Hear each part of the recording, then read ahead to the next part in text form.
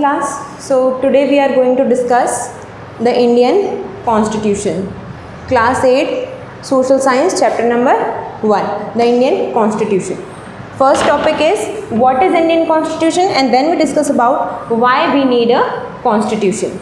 So what is constitution? Before understanding constitution we have to understand democracy. Constitution को समझने से पहले हमें democracy को समझना होगा.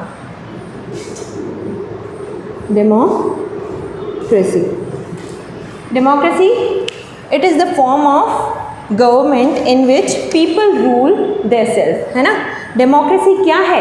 एक ऐसी फॉर्म ऑफ गवर्नमेंट है जिसमें लोग अपने आप को ही रूल करते हैं ना, चाहे वो इनडायरेक्ट हो या फिर डायरेक्ट हो, है ना, चाहे वो डायरेक्ट हो या फिर इनडायरेक्ट हो. तो इस तरीके से डेमोक्रेसी हमारे कंट्री में क्या है? डेमोक्रेटिक फॉर्म ऑफ गवर्नमेंट है ना. बहुत सारी फॉर्म ऑफ गवर्नमेंट होती है. कौन कौन सी? मोनार्की है, मिलिट्री रूल है,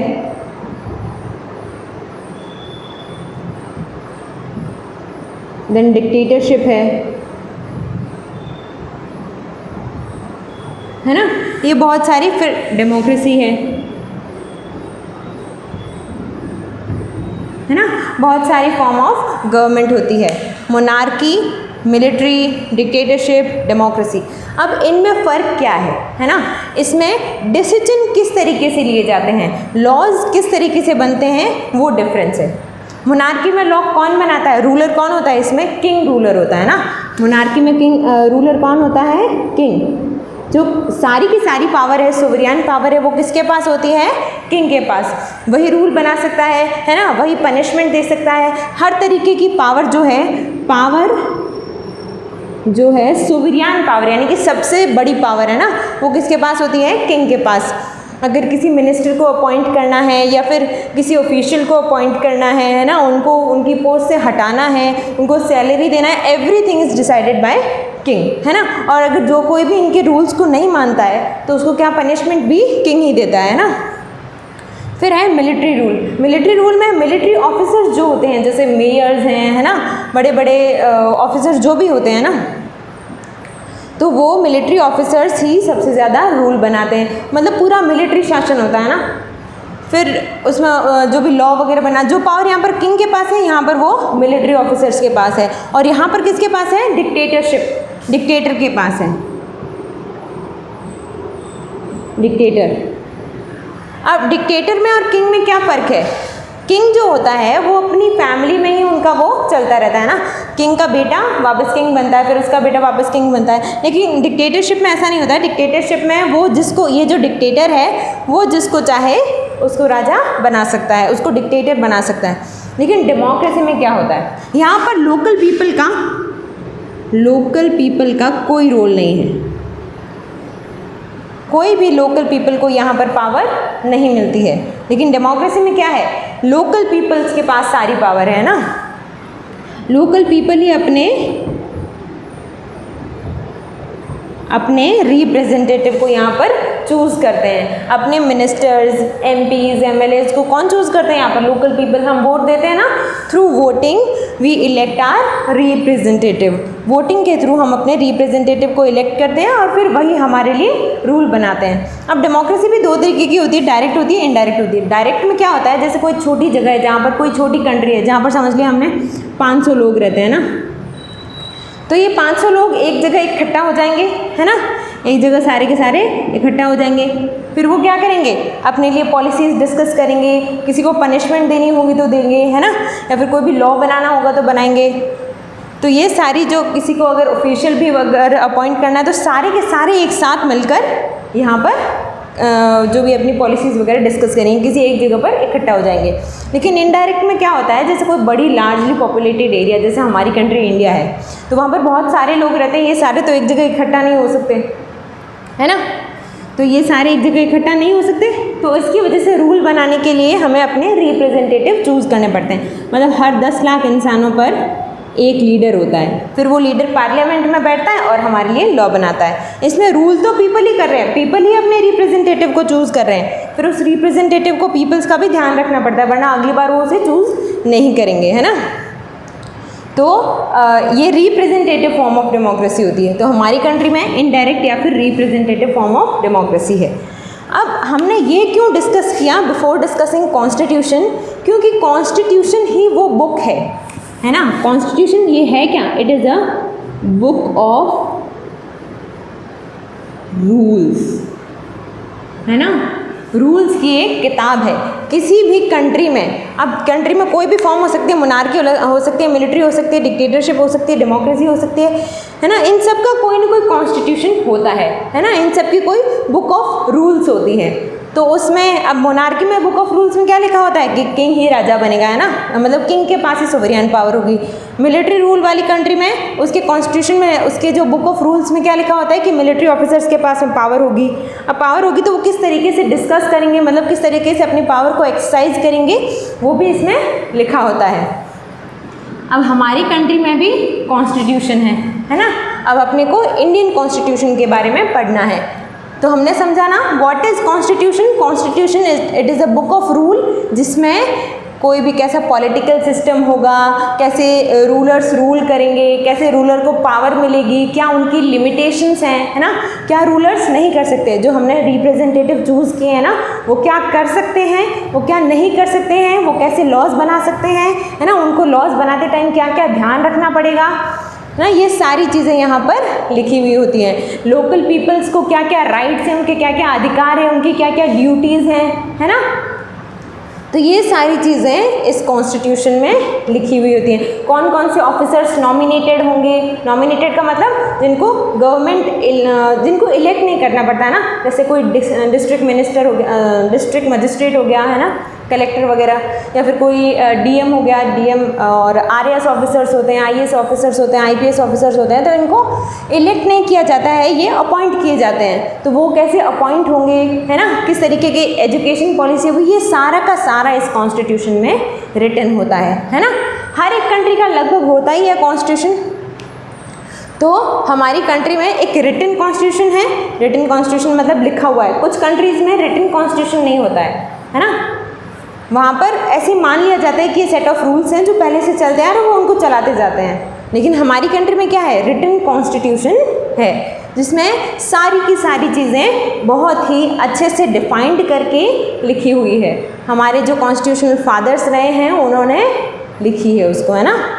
उस टाइम जब पार्टीशन हो रहा था, है ना, जब हमारी कंट्री का पार्टीशन हो रहा था, या फिर जब वो फॉर्म आ गई थी जब हमारी कंट्री को आज़ाद होना था ना, फ्रीडम गेट करने वाले थे हम, तो उस टाइम जो भी वहाँ की सिचुएशन थी अपनी कंट्री की, है ना, पॉवर्टी थी, चाहे जो भी सिचुएशन थी, उस सिचुएशन को ध्यान में रखते हुए इस कॉन्स्टिट्यूशन में हर एक सेक्शन को राइट्स दिए गए हैं ना। ऐसा कुछ भी नहीं छोड़ा गया पीछे जिसकी वजह से किसी इंसान को ऐसा लगे कि उसकी पर्सनल डिग्निटी जो है वो हार्म हो रही है ना। तो कॉन्स्टिट्यूशन में ये सारा का सारा लिखा हुआ है। तो कॉन्स्टिट्यूशन समझ में आ गया क्या है, it is a book of rules. कोई भी कंट्री के लिए बुक ऑफ रूल्स उसको कॉन्स्टिट्यूशन कहते हैं। हमारी इंडियन कॉन्स्टिट्यूशन ये एक बहुत ही अच्छा, बहुत ही अपन कह सकते हैं बहुत ही ब्रॉड, सबसे बड़ा, है ना, कॉन्स्टिट्यूशन है। इसमें बहुत सारे रूल्स हैं। तो व्हाट इज़ इट, ये हमने देखा, है ना। फिर कॉन्स्टिट्यूशन असेंबली बनी थी एक, है ना। कॉन्स्टिट्यूशन कब लागू हुआ था, 26 जैन 1950, 26 जनवरी 1950 को हमारा कॉन्स्टिट्यूशन लागू हुआ था, है ना, इनेक्ट किया गया था उसको। कब किया गया था, 26 जनवरी 1950 को। इसको बनने में लगभग 3 साल, मतलब कि 2 साल और 11 महीने का टाइम लगा था। 1946 में स्टार्ट हुआ था ये, और 1949 में बन गया था, है ना, नवंबर 1949 में, और दिसंबर 1946 में स्टार्ट हुआ था। तो ये इसमें लगभग, और ये इसके 2 महीने बाद, है ना, इसके 2 महीने बाद जनवरी में इसको कम्प्लीटली 1950 में इसको इनेक्ट कर दिया गया था। तो अब इस कॉन्स्टिट्यूशन को बनाने के लिए उस टाइम हमारे पास क्या थी, एक कॉन्स्टिट्यूट असेंबली थी। कॉन्स्टिट्यूट असेंबली में कौन कौन लोग थे। अब कॉन्स्टिट्यूट असेंबली है क्या,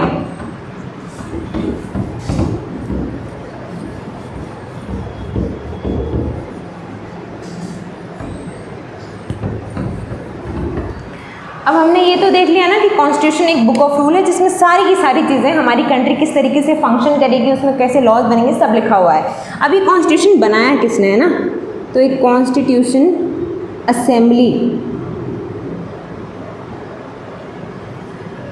है ना, एक कॉन्स्टिट्यूशन असेंबली बनी थी, वो बनी थी दिसंबर 1946 में। और कॉन्स्टिट्यूशन बन के कब तैयार हो गया था, it was ready on 11th month 1949 में, है ना। इसके 2 महीने बाद में जनवरी 1950 में इसको कम्प्लीटली इनेक्ट कर दिया गया था, हमारी कंट्री में लागू कर दिया गया था, है ना। तो ये कुछ डेट्स हैं। अब कॉन्स्टिट्यूशन असेंबली थी क्या, इसमें कौन कौन से लोग थे, तो इसमें कुछ प्रिंसली स्टेट के लोग थे, यानी कि कुछ ऐसे जब हमारी कंट्री आज़ाद नहीं हुई थी ना उस टाइम, कुछ ऐसे एरिया थे जो डायरेक्ट कंट्रोल में थे, किसके, इंग्लैंड के। कुछ ऐसे एरिया थे जो इंग्लैंड के डायरेक्ट कंट्रोल में थे, और कुछ ऐसे एरिया थे जहाँ पर राजा रूल तो करते थे, लेकिन वो राजा किसके अंडर में थे, इंग्लैंड गवर्नमेंट के अंडर में थे। यहाँ पर राजा तो थे लेकिन वो इंग्लैंड गवर्नमेंट के अंदर थे, लेकिन कुछ एरिया थे जहाँ पर डायरेक्ट इंग्लैंड का राज चलता था। तो यहाँ से भी कुछ लोगों को इलेक्ट किया गया, यहाँ से भी कुछ लोगों को इलेक्ट किया गया, है ना, कुछ लोगों को इलेक्ट किया गया। फिर इन लोगों को ही कॉन्स्टिट्यूशन असेंबली में रखा गया। फिर ये जो कॉन्स्टिट्यूशन असेंबली थी, इसमें हर सेक्शन के लोग थे, है ना, हर धर्म के, हर रिलीजन के लोग थे, हर सेक्शन के, हर SC ST सबके, है ना, सारे सेक्शंस के लोग इस असेंबली में थे। अब इस असेंबली में होने के बाद में इन्होंने अपने अपने हिसाब से, है ना, हर एक सेक्शन को राइट्स देने की कोशिश की। उस टाइम जो भी कंडीशन थी, चाहे पॉवर्टी थी, हंगर था, या फिर वहाँ पर जो रिलीजियस कॉन्फ्लिक्ट थे, यानी कि हिंदू मुस्लिम की जो लड़ाई चल रही थी, है ना, उन सबको ध्यान में रखते हुए हमारी कंट्री का कॉन्स्टिट्यूशन बनाया गया था। इसी बीच में हमारी कंट्री का पार्टीशन भी हो गया था 1947 में, है ना, 14 अगस्त 1947 को हमारी कंट्री का पार्टीशन हो गया था, पाकिस्तान और इंडिया अलग हो गए थे। तो उस टाइम जो पाकिस्तान के पार्ट वाले में जो कॉन्स्टिट्यूशन असेंबली के जो लोग थे ना, जो पाकिस्तान पार्ट से बिलोंग करते थे, वो अलग हो गए थे, है ना। तो ये कॉन्स्टिट्यूशन असेंबली थी जिसने मिलकर कॉन्स्टिट्यूशन बनाया था, है ना। जो वहाँ के इलेक्टेड मेंबर ही थे एक तरीके से, जो वहाँ के मिनिस्टर्स वगैरह जो भी थे, राजा, है ना, या फिर जो भी थोड़े बहुत इलेक्टेड मेंबर थे, उन सबको वहाँ से उस एरिया के जो इन्फ्लुएंशियल लोग थे, यानी कि जो उस एरिया के सबसे जिसकी लोग बात मानते थे, उन लोगों को कॉन्स्टिट्यूशन असेंबली में रखा गया था। तो हमने देखा कि कॉन्स्टिट्यूशन है क्या, है ना, बुक ऑफ रूल्स है। इसको बनाया किसने, कॉन्स्टिट्यूशन असेंबली ने बनाया कब, है ना, इसके अंदर क्या क्या लिखा होता है, सारी चीज़ें लिखी होती है। डेमोक्रेसी के बारे में थोड़ा बहुत देखा। अब हम देखेंगे कि हमें कॉन्स्टिट्यूशन क्यों चाहिए, अगर कॉन्स्टिट्यूशन नहीं होता तो क्या होता, है ना। अब कॉन्स्टिट्यूशन हमें इसलिए चाहिए क्योंकि हर एक कंट्री के कुछ आइडियल्स होते हैं। Every country has some ideals, है ना। हर एक कंट्री के लोग किसी न किसी आइडियल पर अपनी ज़िंदगी बिताना चाहते हैं ना, they want to pursue some ideas. लोग कुछ आइडियल्स चाहते हैं। अब आइडियल्स का मतलब क्या होता है, आइडियल्स का मतलब कुछ पॉइंट्स, जैसे इक्वालिटी चाहते हैं, वो लिबर्टी चाहते हैं, है ना, वो फ्रीडम चाहते हैं, वो डिग्निटी चाहते हैं, है ना। अब ये कुछ आइडियल्स हैं, ये तो थोड़े बहुत हैं, है ना। वो रिलीजियस फ्रीडम चाहते हैं, हर तरीके की फ्रीडम, है ना, एक्सप्रेशन की फ्रीडम, हर तरीके की फ्रीडम चाहते हैं, डिग्निटी चाहते हैं, इक्वालिटी चाहते हैं सारी सोसाइटी में, है ना, लिबर्टी चाहते हैं।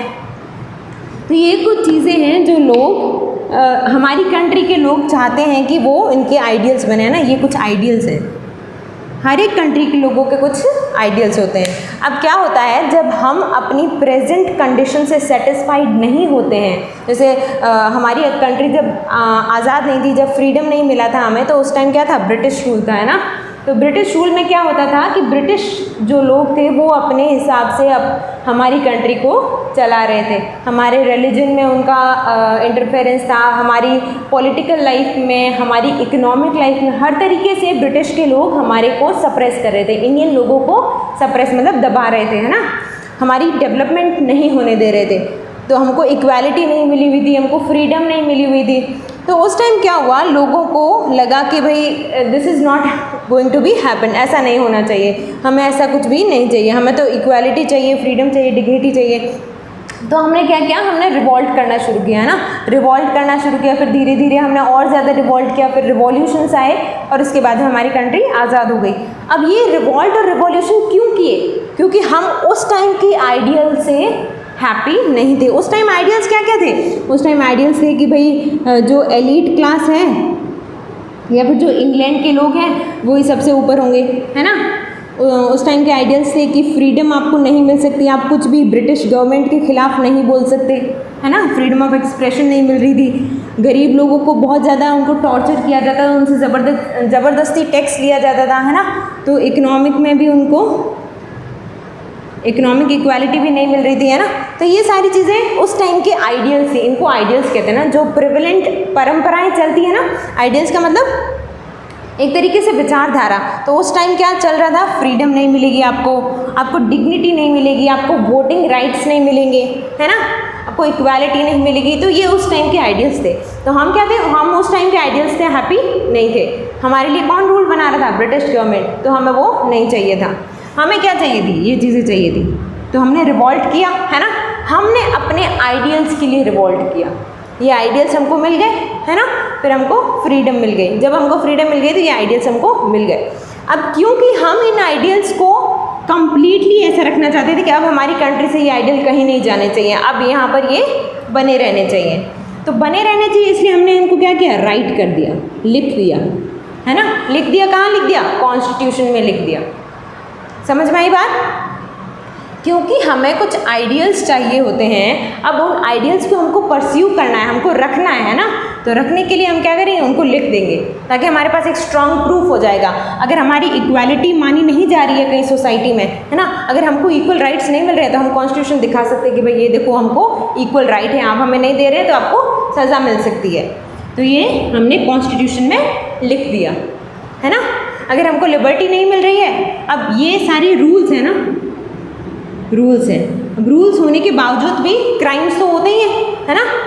तो क्राइम्स होने पर हमारी लिबर्टी, इक्वालिटी, फ्रीडम, डिग्निटी अगर किसी को भी नुकसान पहुंचता है तो हम उसको कॉन्स्टिट्यूशन दिखा सकते हैं कि तुमने हमारे राइट्स को हार्म किया है, इस वजह से तुम्हें सज़ा मिलेगी, है ना। तुम ऐसा नहीं कर सकते। अगर ये रिटन रूल्स नहीं होते तो जैसा हमने एक बार तो मान लिया कि हमको ये चीज़ें मिलनी चाहिए, अगर ये नहीं मिलेगी तो हम कहाँ से उनको ला सकते हैं ना। हमारे पास तो कुछ भी नहीं होगा, तो भाई हमने बस ये माना हुआ है। अगर कोई नहीं माने तो हम क्या करेंगे? तो हमारे पास एक प्रूफ होगा कि हमने कॉन्स्टिट्यूशन में लिखा हुआ है, आपको ये मानना ही होगा। अगर आप नहीं मानते हैं तो आपको जेल हो सकती है।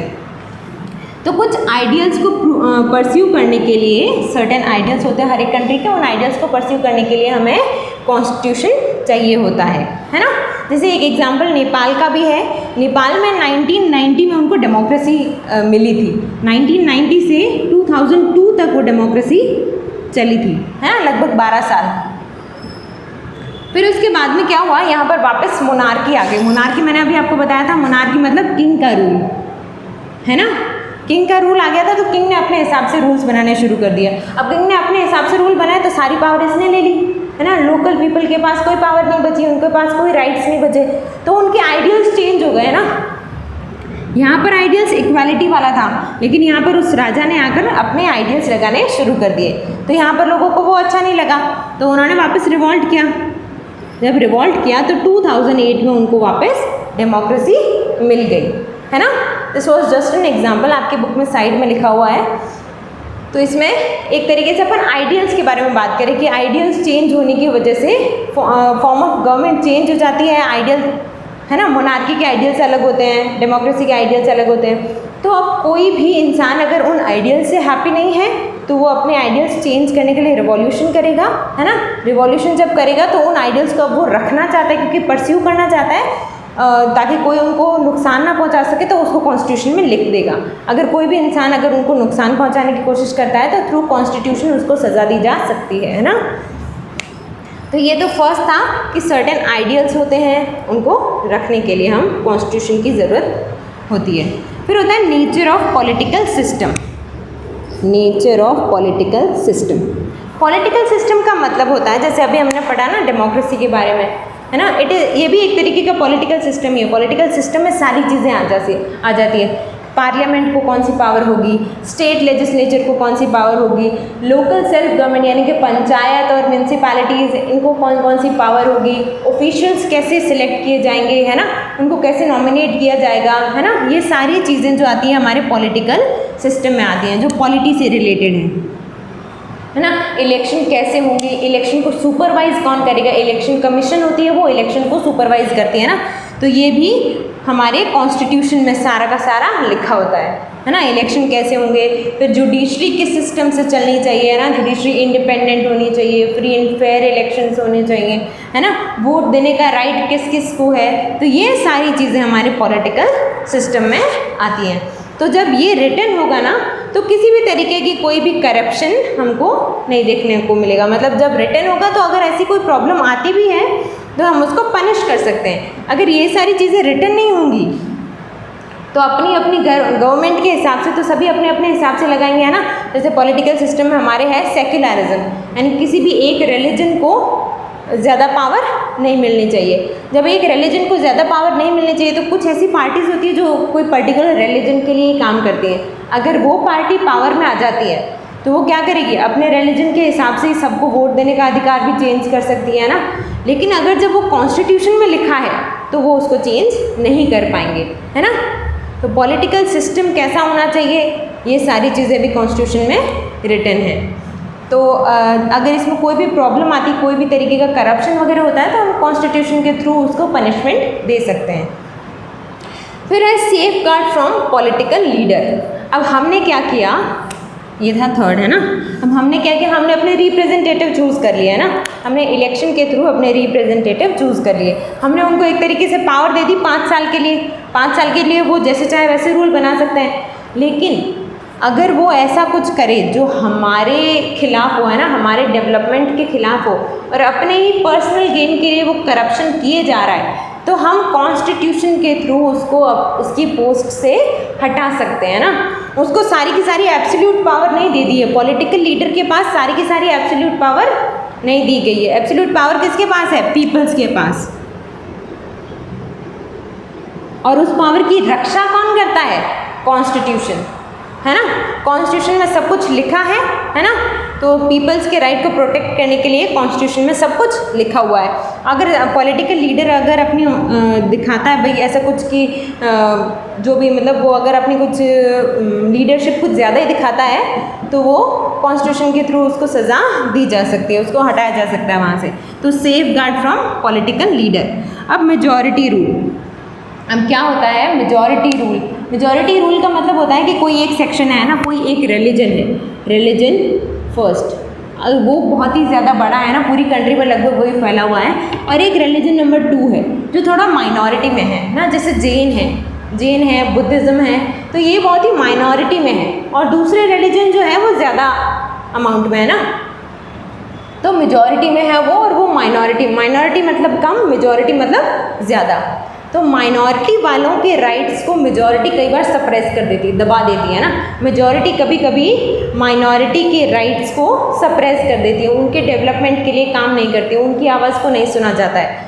तो उस टाइम ये जो है हमारे कॉन्स्टिट्यूशन में रिजर्वेशन है।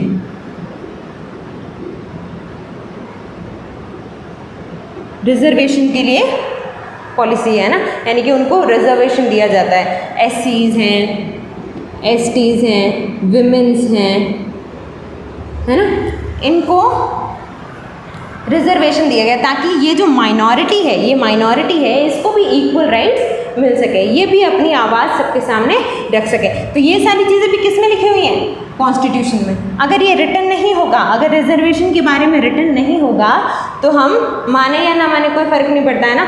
हमारे पास तो कोई है ही नहीं ऐसा सेफ गार्ड सिस्टम कि जो हमें, अगर इनमें से कोई भी चीज़ें अगर नहीं मान रहे हैं तो ऐसा कुछ सेफ गार्ड होगा ही नहीं अगर कॉन्स्टिट्यूशन नहीं होगा तो, है ना। हम क्या कहेंगे कि आप किस बेस पे कह रहे हो वैसा कि ऐसा नहीं होना चाहिए। तो हमारे पास बेस क्या है, constitution. Save us from ourselves. अब क्या होता है, कई बार हम जो होते हैं हम अपने प्रेजेंट कंडीशन से खुश नहीं होते हैं। अभी हमारी कंट्री में मान लो कि बहुत ज़्यादा करप्शन चल रहा है, डेमोक्रेसी है लेकिन बहुत ज़्यादा करप्शन चल रहा है, तो लोग क्या होंगे, कई बार फ्रस्ट्रेट हो जाते हैं। वो सोचते हैं कि इससे तो अच्छा कोई एक ही राजा होता और वो ही सारी व्यवस्था संभाल लेता, है ना। तो हम इन भावनाओं में बह जाते हैं और हम डेमोक्रेसी को हटाकर मोनार्की ले आते हैं। लेकिन monarchy is very much dangerous, है ना। हमें एक बार को तो वो अच्छा लगेगा, एक बार को तो वो स्टेबिलिटी ले आएगा, लेकिन उसके बाद में क्या होगा, वो धीरे धीरे अपनी सारी पावर ले लेगा, है ना। सब लोगों से पावर छीन लेगा। तो उस वजह से कई बार हम अपनी भावनाओं में कहीं बह न जाएं, तो उस वजह से जो कॉन्स्टिट्यूशन है उसमें एक बेसिक स्ट्रक्चर करके सेक्शन है,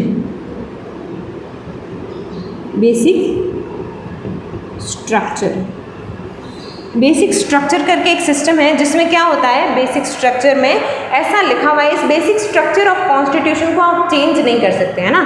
बाकी कॉन्स्टिट्यूशन में रूल्स और लॉज चेंज हो सकते हैं थ्रू अमेंडमेंट्स, है ना। अमेंडमेंट्स के थ्रू कॉन्स्टिट्यूशन में रूल और लॉ चेंज हो सकते हैं, लेकिन ये जो बेसिक स्ट्रक्चर है ना, जो बेस लेवल की स्ट्रक्चर है, वो कभी चेंज नहीं हो सकती। तो अगर हम कभी अपनी भावनाओं में अगर से बह भी जाएं, तब भी हम बेसिक स्ट्रक्चर को चेंज नहीं कर सकते, है ना। तो ये हमारे कॉन्स्टिट्यूशन को हमको क्यों चाहिए, ये कुछ पॉइंट्स थे, है ना। अब ये जो पॉलिटिकल सिस्टम है, इसके बारे में कि भाई अगर कोई इसमें चेंज भी करता है तो कॉन्स्टिट्यूशन उससे रोकता है। सेफगार्ड फ्रॉम पॉलिटिकल लीडर्स और मेजॉरिटी रूल, तो इसमें लोगों को कुछ फंडामेंटल राइट्स दिए गए हैं, है ना। फंडामेंटल राइट्स दिए गए हैं, ये किसके लिए हैं, लोकल पीपल्स के लिए हैं। लोकल पीपल को कुछ फंडामेंटल राइट्स दिए गए हैं। कुछ 6 फंडामेंटल राइट्स हैं ना, right of equality, right of freedom, है ना, राइट ऑफ रिलीजन, कोई भी रिलीजन अडॉप्ट करने का राइट, है ना, फ्रीली एक्सप्रेशन का राइट। तो ये राइट्स हम आगे पढ़ेंगे इसके बारे में।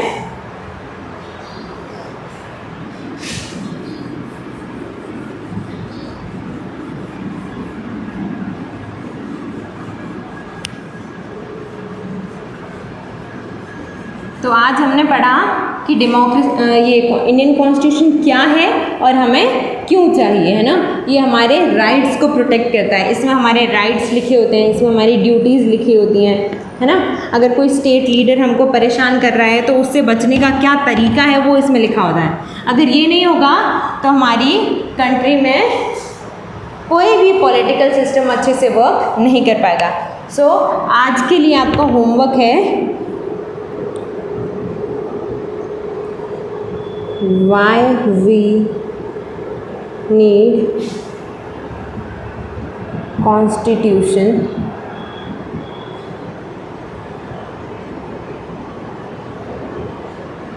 explain।